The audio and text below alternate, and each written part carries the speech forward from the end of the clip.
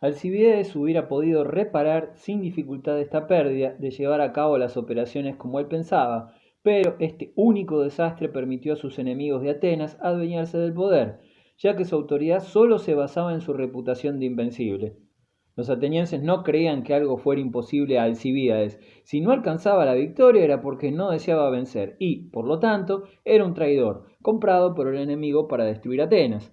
En la ciudad se decía que Alcibíades abusaba de su mando, divirtiéndose con borrachos y hetairas, y que se había hecho construir un palacio en Tracia, porque no le gustaba vivir en su patria.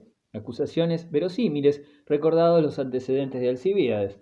Sin embargo, los atenienses olvidaban que, a pesar de todos sus defectos, era el único hombre capaz de enfrentarse contra Lisandro. Fácil fue a los enemigos de Alcibíades quitarle el mando. Ello era el fin de su carrera política y Alcibíades se retiró a su palacio de Tracia. Su ausencia se dejó sentir de inmediato.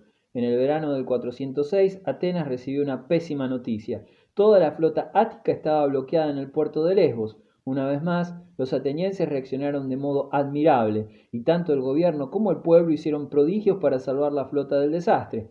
La ciudad entera trabajó con fervor. En brevísimo tiempo consiguieron armar otros 100 navíos, unos de nueva construcción y otros calafateados y remozados. Todos los hombres útiles se embarcaron. Como antaño en Salamina, con la ayuda de aliados fieles, esta flota consiguió una rotunda victoria sobre la espartana al sur de Lesbos en 406. La flota cercada quedó libre. La alegría de los atenienses fue ensombrecida, sin embargo, por pérdidas muy dolorosas. Después de la batalla se desencadenó una terrible tempestad que impidió recoger las dotaciones de los navíos averiados, y más de 1000 soldados perecieron en la tormenta. Casi cada familia ateniense lloró algún deudo desaparecido. Entonces buscaron la víctima expiatoria. 6 jefes de la flota fueron citados ante el tribunal y condenados a muerte, entre ellos Pericles el joven, hijo del gran Pericles y de Aspasia. Según costumbre ateniense, fueron sentenciados a beber la cicuta y sus bienes confiscados por el erario público. No eran inocentes del todo, pues si después de la batalla hubieran enviado una expedición de salvamento en vez de celebrar consejo de guerra, habrían podido salvarse muchos hombres antes del temporal. El dolor del pueblo no excusa, sin embargo, la manera de llevar el asunto. Impulsada por el dolor, la Asamblea Popular dictó sentencia en vez de dejar el proceso a un tribunal competente. Fuesen culpables los mandos o no, la Asamblea no tomaba en consideración que tanto culpables como inocentes tienen derecho a un proceso legal y a la protección judicial.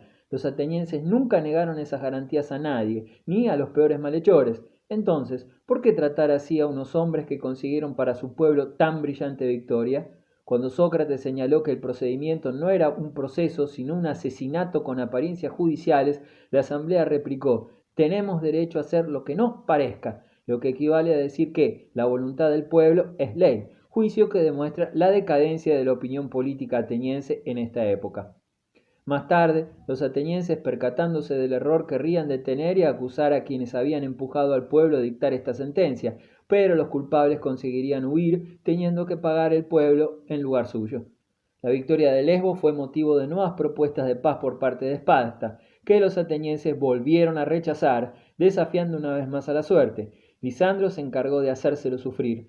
Llevó la guerra al Helesponto para impedir que los atenienses recibieran trigo de los países del Mar Negro y estableció un bloqueo sistemático para sitiar por hambre a Atenas. Alcibíades intentó, por enésima vez, recuperar la estima de sus conciudadanos y dar al mismo tiempo una lección a su enemigo Lisandro. Se declaró dispuesto a reclutar tropas entre sus amigos tracios para ayudar a los atenienses si se les daba el mando. Aunque la situación era crítica, Atenas no escuchó a Alcibíades. Lisandro capturó a casi toda la flota ateniense cerca de Egospótamos, en Tracia. Carente de disponibilidades para construir una nueva flota, la suerte de Atenas como potencia marítima estaba echada. El desastre de Egospótamos se supo durante la noche. Las lamentaciones llegaron de El Pireo hasta la ciudad, dice el historiador Genofonte, que continuó la obra de Tucídides sobre la guerra del Peloponeso. Nadie durmió aquella noche. Todo el mundo lloraba las irreparables pérdidas sufridas y se preguntaba en su desesperación qué destino esperaba a Atenas. Lisandro se dirigió luego hacia Atenas para dar el golpe de gracia al secular enemigo, pero sin apresurarse porque la presa no podía escapársele. La sometería no por las armas, sino por hambre. La ciudad fue cercada mientras la armada espartana bloqueaba el litoral. Cuando los habitantes empezaron a fallecer de hambre, Atenas tuvo que pedir la paz.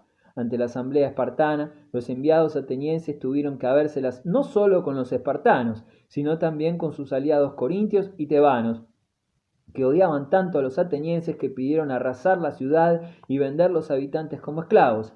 A esta proposición los espartanos respondieron con dignidad: no tenemos derecho a vender como esclavos a un pueblo que ha salvado la Hélade en momentos de peligro. Esta respuesta ocultaba sin duda motivos políticos. Si se destruía a Atenas, los espartanos tendrían conflicto con los tebanos, sus más poderosos aliados, por causa del Ática. Por el contrario, si perdonaban a los atenienses y les tenían bien sujetos, algún día les serían útiles contra Corinto y Tebas. Pero, aunque la actitud generosa de Esparta fuera movida por ese interés político, como dice un historiador moderno, debemos estar agradecidos a los espartanos, pues si sus aliados hubieran impuesto su voluntad, no habría quedado una piedra de la Atenas de Pericles, sufriendo igual destino que Nínive y Sibaris. Los espartanos obligaron a Atenas a abandonar sus posiciones situadas más allá de sus fronteras, a destruir sus murallas, a entregar toda su flota, excepto 12 barcos, y a comprometerse a ayudar a los espartanos por mar y tierra. La paz se pactó con estas condiciones en 404 a.C. Atenas sufrió entonces la peor afrenta. Lisandro penetró en el puerto y sus soldados destruyeron los muros de Atenas al son de flautas. La Hélade no tenía que temer ya a los opresores, había ganado su libertad, gracias al oro del rey persa. Poco antes, el responsable de la desastrosa expedición a Sicilia vivió su última aventura. Tras la derrota de los atenienses en Tracia y no sintiéndose seguro en la región, pues estaba expuesto a la venganza de los espartanos, Alcibíades buscó refugio cerca de otro sátrapa persa del Asia Menor, llamado Farnabaces, con la esperanza de entablar relaciones con la corte de Susa y desempeñar el mismo papel que Temístocles. Aconsejado por Lisandro, Farnabaces determinó deshacerse del fugitivo, enviando un grupo armado para asesinarle, pero ningún soldado se atrevió a atacar a enemigo tan peligroso. Tuvieron que armarse de valor para rodear la casa de Alcibíades y prenderle fuego, pero éste consiguió apagar el incendio y ahuyentó a sus enemigos con un simple puñal. Los esbirros, asustados, se alejaron un buen trecho disparándole flechas y dardos. Así murió Alcibíades, a la edad de 47 años. ¿Por qué terminó tan trágicamente para los atenienses la guerra del Peloponeso? Por haberse lanzado a la conquista de Sicilia, arrastrados por Alcibíades, apartándose así de la política moderada de Pericles, cometiendo luego el grave error de destruir al instigador de la empresa en el momento decisivo. Esta medida contribuyó al desastre, pero aunque la expedición hubiera tenido éxito, Sicilia no habría podido ser asimilada en el imperio ático, era demasiado grande y estaba alejada en exceso. Los atenienses pudieron resarcirse de las pérdidas sufridas en Sicilia y continuaron la lucha con un valor admirable. Su tenacidad les habría permitido salvar al menos su independencia si los persas no hubieran intervenido en el año 408. Cuanto más se prolongaba esta guerra fratricida, más cruel y sangrienta se volvía. Parecía una regresión de los griegos a la barbarie. Aquella moderación y armonía, antaño sus virtudes señeras, eran ahora juzgadas como debilidad, en tanto que la dureza y falta de escrúpulos llegaban a ser sinónimos de virilidad y valor. La guerra del Peloponeso encendió guerras civiles por doquier en la Hélade. Por regla general, los partidos democráticos se apoyaban en Atenas y las oligarquías en Esparta. Estallaron conflictos desastrosos, el asesinato de los adversarios políticos y la confiscación de sus bienes se hicieron cosa corriente. Cuenta Tucídides que los ciudadanos de Corcira se destrozaban entre sí, los odios políticos se saciaban con ríos de sangre, los verdugos sacaban de los templos a los refugiados que suplicaban perdón, los padres mataban a sus hijos y las facciones incendiaban las casas de sus adversarios. La guerra civil empujaba a los hombres a las violencias más espantosas. Al principio, todas estas atrocidades que nos pinta Tucídides causaban horror. Más adelante, todos los griegos acabaron por acostumbrarse. El pueblo heleno había enloquecido. Apogeo de la filosofía. Los sofistas. Hipócrates, hijo de Apolodoro, llegó una madrugada corriendo a casa de Sócrates, aporreó la puerta con su bastón y entró en tromba gritando: «Sócrates, ¿estás despierto o duermes aún? Protágoras está en Atenas». ¿Quién era Protágoras? El mayor sofista de su tiempo. En su acepción actual, la palabra sofista designa a un hombre que con igual facilidad puede probar la verdad que la falsedad de la misma afirmación. Esta definición no vale, desde luego, para los primeros sofistas. Con el tiempo, sofista, lo mismo que tirano, adquirió un sentido peyorativo que no tenía en su origen. En realidad, el vocablo significa sabio. En la época de Pericles hubo en Atenas y en otras ciudades griegas profesores de filosofía que se apodaban ellos mismos sofistas. Protágoras era uno de ellos. La significación intelectual de los sofistas fue enorme. Hicieron posible en este tiempo que la ciencia se divulgara, enseñando a pensar al pueblo. El nuevo período iniciado por ellos en una época de intensa vida intelectual, semejante a la corriente cultural que hizo del siglo XVIII el siglo de las luces. La escena del joven Hipócrates que avisa a Sócrates lleno de felicidad y emoción la llegada de Protágoras nos da una idea de la enorme fama de los sofistas en la ciudad. Platón, el célebre discípulo de Sócrates, relata este suceso en uno de sus diálogos. Al levantarse el día, se fueron a casa del rico ateniense que había invitado a Protágoras. El gran sofista paseaba por la antecámara conversando con su anfitrión, dos hijos de Pericles y otros 3 personajes. Una multitud seguía sus pasos y bebía sus palabras, dice Sócrates. He disfrutado observando a esta gente, cada cual evitaba estorbar el paso a Protágoras. En diversas estancias de la casa había otros sofistas rodeados cada uno por un grupo de admiradores. Al contrario de los filósofos de la escuela jónica que, encerrados en su torre de marfil, trataban de desentrañar los enigmas de la existencia, los sofistas tendían a enseñar conocimientos y filosofía útiles para la vida. La utilidad fue siempre el fundamento de su actividad. En ello radicaba por una parte la fuerza de este movimiento, pero por otra la causa principal de su decadencia. Para los griegos, la ciencia práctica más importante era el arte de discurrir, la retórica. El pueblo heleno gustaba de los buenos discursos. Quien sabía manejar bien la palabra conseguía oyentes.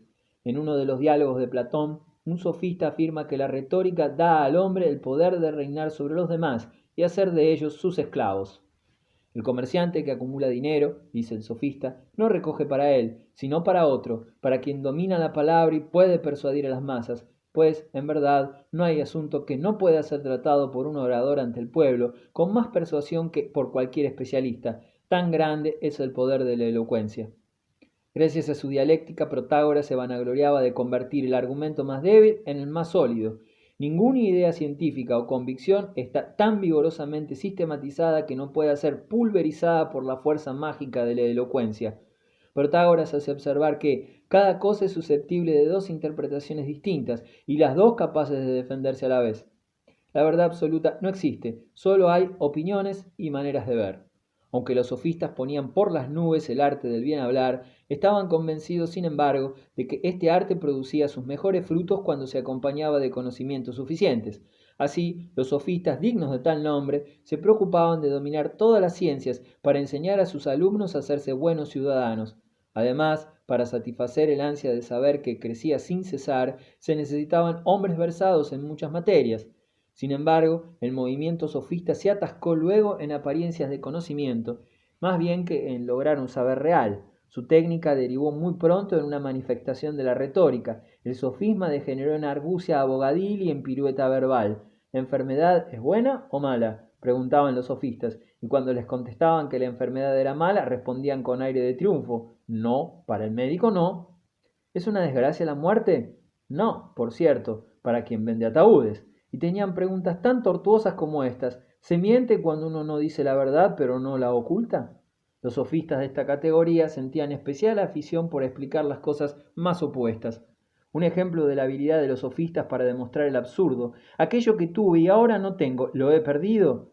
Tenía 5 dracmas, pero no tengo ya los 5 dracmas, porque acabo de hacer una compra que valía 2 dracmas. Si ya no tengo los 5 dracmas que tenía al principio, sino solo 3, ¿he perdido los 5 dracmas? Pues lo que se poseyó ya no se posee, se ha perdido, ¿qué es lo que queríamos demostrar? ¿Has cesado de pegarle a tu padre?, preguntaban a veces. Si alguien respondía que sí, confesaba haber pegado a su padre. Si la respuesta era negativa, los sofistas abrumaban al imprudente con este veredicto: de forma que sigues portándote de manera tan escandalosa. Como preguntaban de modo que había que responder solo sí o no, no existía la posibilidad de aclarar: como no he comenzado a pegar a mi padre, no he podido cesar.